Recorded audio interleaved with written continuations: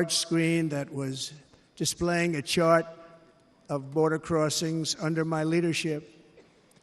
The numbers were absolutely amazing. In order to see the chart, I started to, like this, turn to my right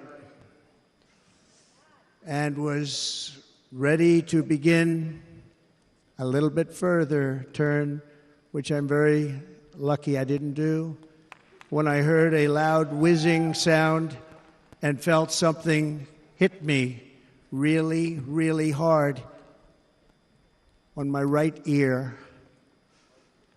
I said to myself, wow, what was that? It can only be a bullet. And moved my right hand to my ear, brought it down.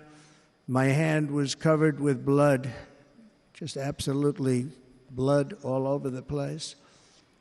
I immediately knew it was very serious, that we were under attack, and in one movement proceeded to drop to the ground. Bullets were continuing to fly as very brave Secret Service agents rushed to the stage, and they really did. They rushed to the stage.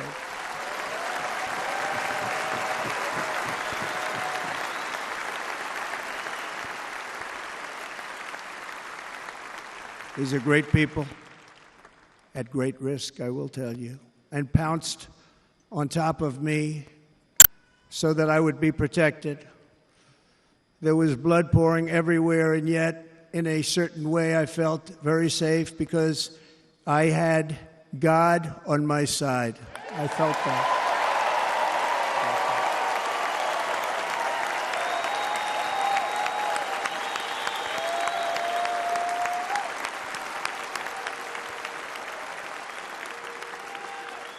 The amazing thing is that prior to the shot, if I had not moved my head at that very last instant, the assassin's bullet would have perfectly hit its mark, and I would not be here tonight. We would not be together. The most incredible aspect of what took place on that terrible evening in the fading sun was actually seen later. In almost all cases, as you probably know, and when even a single bullet is fired, just a single bullet, and we had many bullets that were being fired, crowds run for the exits or stampede, but not in this case. It's very unusual.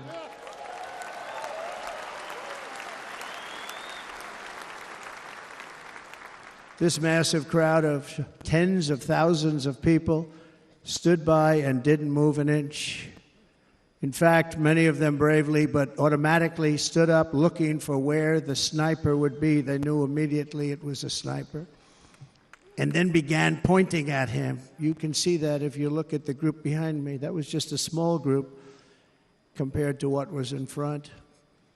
Nobody ran, and by not stampeding, many lives were saved. But that isn't the reason that they didn't move. The reason is that they knew I was in very serious trouble. They saw it. They saw me go down. They saw the blood and thought, actually most did, that I was dead.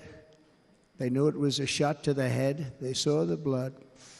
And there's an interesting statistic. The ears are the bloodiest part. If something happens with the ears, they bleed more than any other part of the body. For whatever reason, the doctors told me that. I said, why is there so much blood? He said, it's the ears. They bleed more. So we learned something, but this beautiful crowd, they didn't want to leave me. They knew I was in trouble. They didn't want to leave me. And you can see that love written all over their faces. Incredible people. They're incredible people. Bullets were flying over us, yet I felt serene. But now the Secret Service agents were putting themselves in peril. They were in very dangerous territory. Bullets were flying right over them, missing them by a very small amount of inches. And then it all stopped.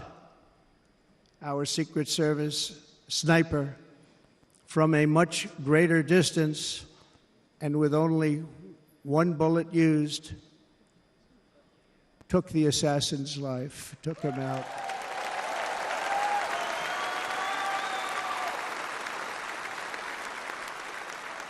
I'm not supposed to be here tonight. Not supposed to be here. No.